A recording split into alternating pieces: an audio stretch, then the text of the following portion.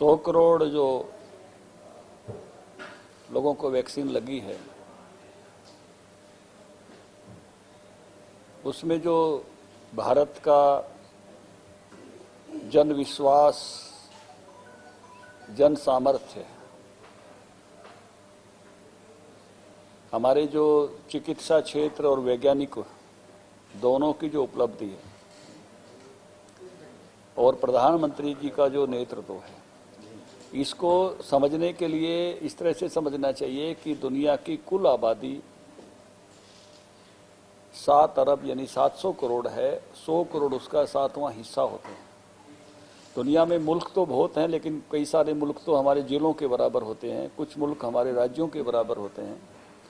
इतनी बड़ी आबादी का वैक्सीनेशन, ये अपने आप में बड़ी अचीवमेंट है। मैं इसके लिए सभी वैज्ञानिकों को, जिन्होंने वैक्सीन विकसित करी, वैक्सीन पर भरोसा हुआ देश को, ये तो शुरू में भरोसे पर भी सवाल उठाए गए थे। उसके बाद ऐसे सवाल उठाए गए थे कि जुलाई आ गई, वैक्सीन नहीं आई। आपने ट्वीट देखे थे प्रतिपक्ष के नेताओं के। लेकिन आज इतनी बड़ी संख्या का वैक्सीनेशन, और उसके कारण से मुझे ऐसा लग रहा है कि जो एक संभावनाएं बन रही थी थर्ड वेव की, और कईयों को लग रहा था सितंबर में, किसी को लग रहा था अक्टूबर में, मुझे लगता है कि एक उस कारण से हमको ये कवच वैक्सीन से मिला है देश को, और एक बड़ी अचीवमेंट हुई है। तो नर्सिस को, डॉक्टर्स को, हमारे नेतृत्व आदरणीय प्रधानमंत्री नरेंद्र मोदी जी को, इन सबको मैं इसके लिए साधुवाद देता हूं, अभिनंदन करता हूं। मैं हमारी पार्टी की तरफ से भी हमने डॉक्टर कमल गुप्ता, डॉक्टर धर्मवीर नांदल, इनके नेतृत्व में जो हमारा चिकित्सा प्रकोष्ठ है, आपदा प्रबंधन प्रकोष्ठ है, उसके साथ फिर हमने 16,000 वॉलंटियर जोड़े थे। उन सब का भी मैं आभार व्यक्त करना चाहूँगा जो इस काम में जुटे, और वैक्सीनेशन में बहुत सारे बूथों पर हर घर तक भी हम जाके आए, और अभी भी हम आग्रह कर रहे हैं हमारी त्रिदेव कार्यशालाओं में कि वैक्सीनेशन करा लिया क्या, इसका निवेदन हम सब जगह कर रहे हैं। और मुझे इस बात का आनंद है, हरियाणा में भी 2.5 करोड़ वैक्सीनेशन हो गया है, जबकि हमारी आबादी 100 करोड़ के हिसाब से देखेंगे तो 2 करोड़ 2% हमारी आबादी है। 2 करोड़ पर हम उस आंकड़े पर पहुंच जाते। हमारी परफॉर्मेंस अच्छी है। इसके लिए मैं अनिल विज जी, मुख्यमंत्री जी का भी कल हमने इसके लिए धन्यवाद किया। वो एम्स बाड़सा में थे, डॉक्टर गुलेरिया भी वहाँ थे, तो उनका भी हमने एक तरह से धन्यवाद किया। तो सबसे पहले मैं इस बड़ी अचीवमेंट के लिए कि भारत की इसमें से एक साख भी बनी है, एक जन विश्वास भी इसमें से अभिव्यक्त हुआ है, उसके लिए मैं अभिनंदन करता हूँ इन तीनों वर्गों का, और साथ में भारत के जन का भी, कि जो इस काम में इतने आगे बढ़कर एक सामूहिक, मैं कहूँगा शक्ति की अभिव्यक्ति इसमें से हुई है, सामूहिक भरोसे की अभिव्यक्ति हुई है। दूसरा, सरकार के 7 साल 27 अक्टूबर को पूरे हो रहे हैं। एक महत्वपूर्ण कार्यक्रम हमने उसमें रखा है कि पहले हमने रखा था 7 लाख परिवारों में राम राम। अभी मुख्यमंत्री जी ने आग्रह किया कि इसमें नहीं जो है बढ़ाइए, और मोदी जी का 71वां जन्मदिन चल रहा है, तो इसमें उस नाते से 71 इसको कर दीजिए 7 की बजाय, तो 7 लाख, और जो 11,000 इसको हम करेंगे, उतने परिवारों तक एक सूची सरकार से हमने ली है, और वो सूची बीपीएल परिवारों की है। और एक थैला लेकर हम जाएंगे, इसमें बीपीएल की योजनाएं जो हैं उनका लाभ वो कैसे ले सकते हैं, और उसके साथ साथ सरकार की 7 साल की जो अचीवमेंट है, 7 साल 7 कमाल, वो हम लेकर परिवारों में जा रहे हैं। कि सामान्यतः लोगों को जानकारी नहीं होती योजना की, जानकारी होती है तो आधी अधूरी होती है, जहाँ से लेना चाहते हैं कई बार वहाँ से पूरी नहीं मिलती है, तो उनके दरवाजे तक हम योजनाएं लेकर जाएंगे।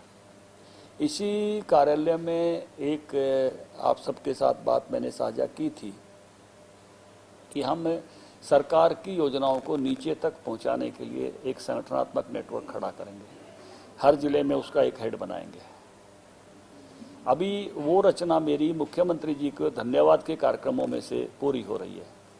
हर योजना के लिए एक मोर्चा प्रकोष्ठ विभाग तय हो गया है। अपनी योजना के लिए वो धन्यवाद करने आ रहा है, अपनी योजना के लिए वो जिलों से प्रमुख तय करके बुला रहा है।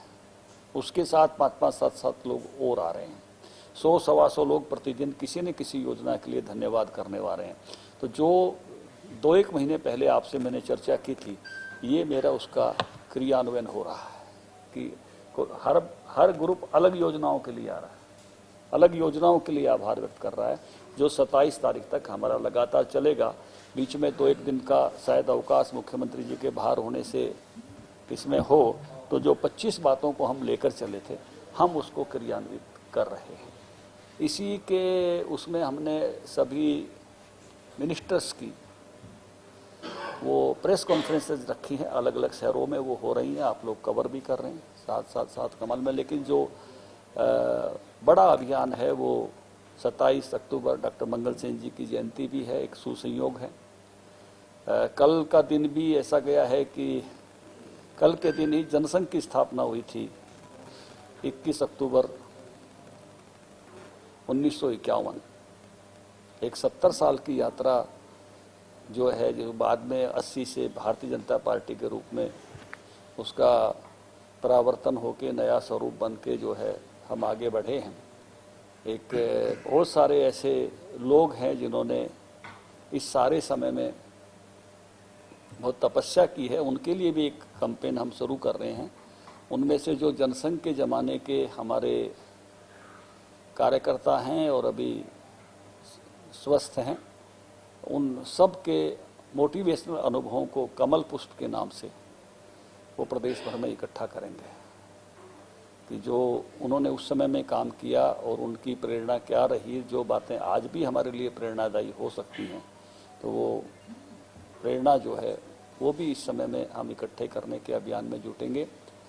ये एक आकलन भी हम बाद में करेंगे कि हम इतने परिवारों तक जा रहे हैं, 7,11,000, तो क्या इन योजनाओं के प्रति जो अभी का औसत आता है लाभ लेने वालों का, क्या आने वाले कुछ महीनों में इसका औसत बढ़ेगा?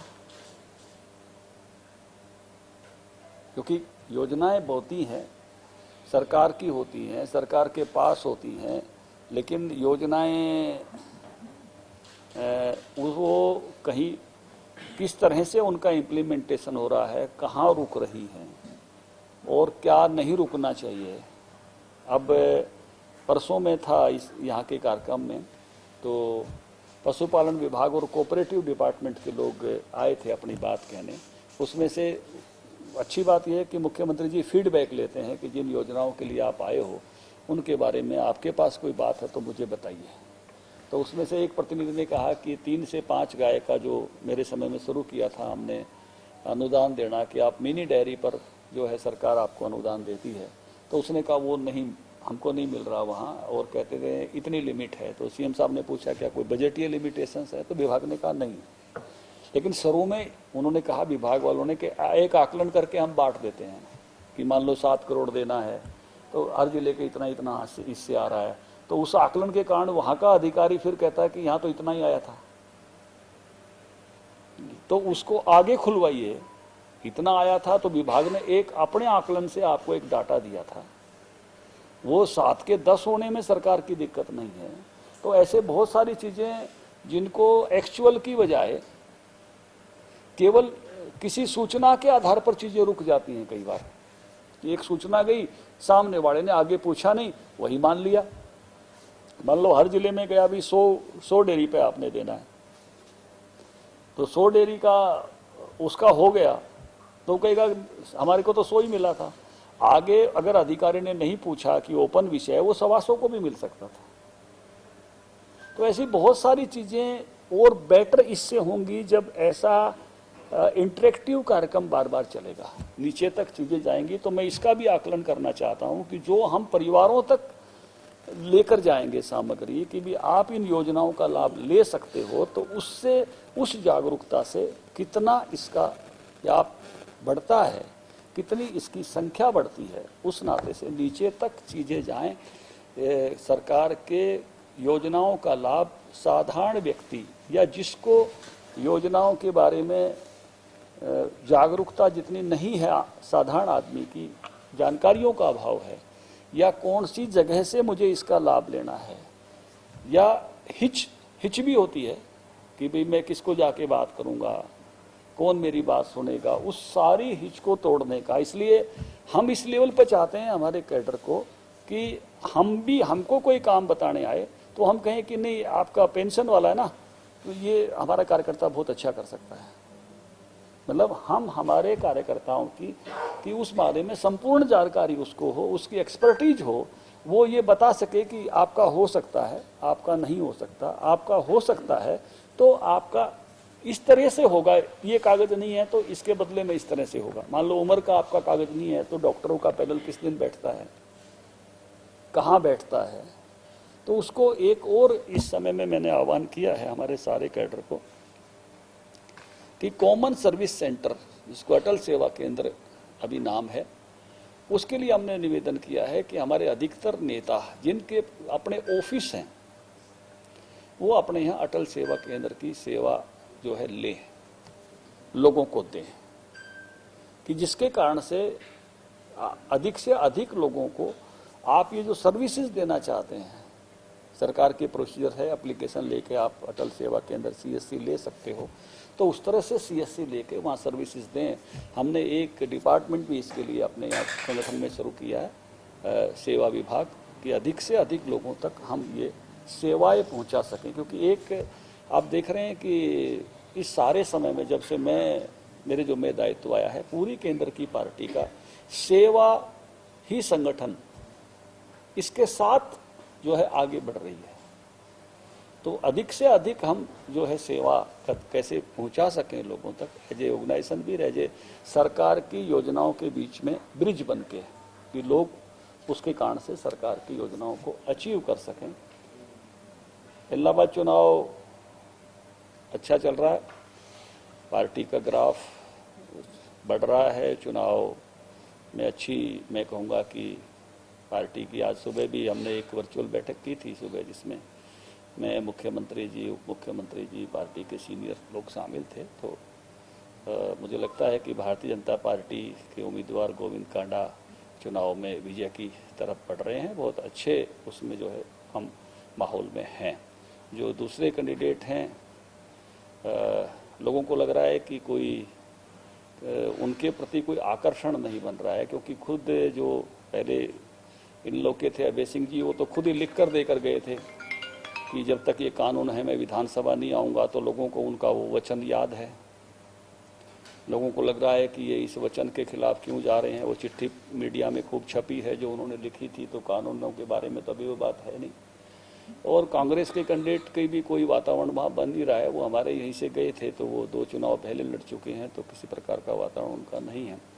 तो मुझे लग रहा है कि जिस प्रकार से लोग, वहाँ के लोग विकास चाहते हैं, कुछ मुद्दे हैं वहाँ के, 14 गांव में सेम की समस्या है, जिसमें 3 का काम शुरू हो गया है। 3 गांव में लोग चाहते हैं कि उस सेम की समस्या से निजात पाएँ। कुछ जगह पानी की पहुँचने की कठिनाई थी, तो रमेश बहादुर जी जब आए थे, कुछ चीज़ें वहाँ हमने शुरू कराई हैं। बाकी भी उस इलाके की प्राथमिकता अब व्यक्तिगत प्रभाव की बजाय विकास उनका एजेंडा बन रहा है। कुछ पहले राजनीति कुछ थोड़ी व्यक्ति केंद्रित रही है, लेकिन अब लोगों के मन में आ रहा है कि वो विकास की तरफ आगे बढ़ें और भय मुक्त होकर आगे बढ़ें। तो ये बातें मुझे आपसे 2 साल सरकार के पूरे हो रहे हैं और 7 साल भी हो रहे हैं, तो किस तरह का आयोजन करने जा रही है सरकार, कहाँ होगा, कुछ उस पर तय हुआ? सरकार के कार्यक्रम की जानकारी तो सरकार के प्रतिनिधि देंगे। मुझे लगता है कि 1 नवंबर की कुछ, मुझे एक बार चर्चा निकाली थी मुख्यमंत्री जी ने, जो भी उनका कार्यक्रम बनेगा तो आपको जानकारी मिलेगी। सर, ये 5 साल की बात हो रही है, 2 साल की बात हो रही है। पिछली बार बीजेपी क्लियर मेजॉरिटी के साथ थी, इस बार गठबंधन में है। आप पार्टी में है, लेकिन ओवरऑल किस तरह का एक डिफरेंस है, और जो गठबंधन की सरकार है उसको चलाना और उसके हिसाब से कार्यकर्ताओं को भी संभाल कर रखना, क्योंकि ये बात कहीं ना कहीं बीजेपी के कार्यकर्ता ज्यादा खुश नजर आते हैं अपनी पार्टी से एज कम्पेयर बीजेपी के कार्यकर्ता। देखिए, हमारे पास दोनों तरह की एक्सपर्टीज है। हम बहुत सालों तक गठबंधन वाले थे, केंद्र में भी 27 दल और राज्य में भी बहुत वर्षों तक, और अकेले का भी परमात्मा ने हमको अवसर दिया अपनी सरकार अपने उस पे चलाने का।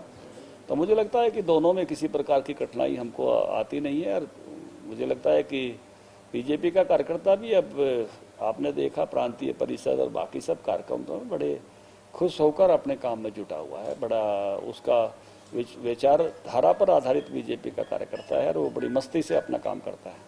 प्रधान जी, गठबंधन की सरकार के 2 साल जो हैं कुछ दिनों में पूरे होंगे।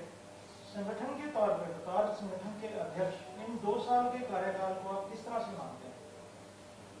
देखिए, इस 2 + 7 5 मिला के 7 की हमने चर्चा की है, और हमने उसकी चर्चा आपके सामने भी बड़े व्यापक रूप से निकाली है, और उसको हमने 7 साल 7 कमाल के रूप में कहा है।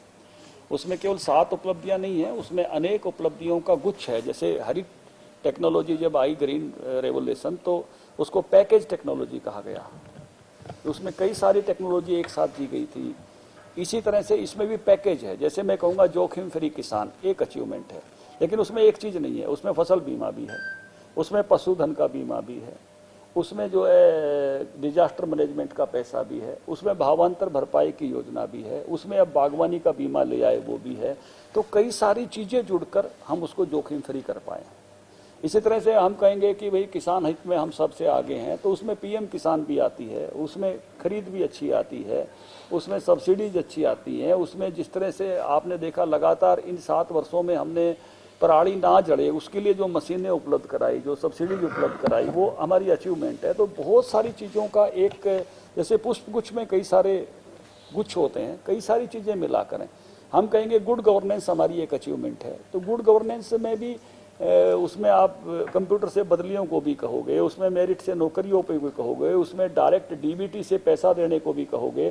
तो कई सारी चीज़ें मिलकर उसमें एक हमने कहा कि हमारी गुड गवर्नेंस है। अगर आप कहोगे प्रो पुअर हैं, तो किस तरह से गरीबों के कल्याण की योजनाएं जो चली हैं सारी की सारी, जनधन खाते में पैसे से लेकर, कोई कन्यादान योजना से लेकर, बीपीएल का लेवल बढ़ाने से लेकर अनेक योजनाएं जो हुई हैं, तो उसको आप कहोगे। जब हम कहेंगे सोशल सिक्योरिटी बढ़ी है, तो आयुष्मान के कार्ड से आप कहोगे, वृद्धावस्था पेंशन से कहोगे, विकलांग पेंशन से कहोगे, कई सारी चीज़ों का ऐसे पुंज है। वाटर मैनेजमेंट की बात करेंगे तो टेल तक पानी एक विषय है, माइक्रो इरिगेशन को फैसिलिटी बढ़ाना, सोलर ट्यूबवेल बढ़ाना, फसल का स्वरूप बदलने के लिए पैसा देना कि आप इसके लिए, तो कई सारी चीज़ें इकट्ठी करके हमने उसको कहा है कि भाई इन चीज़ों को इकट्ठा होने से इस क्षेत्र पर उसका प्रभाव दिख रहा है। तो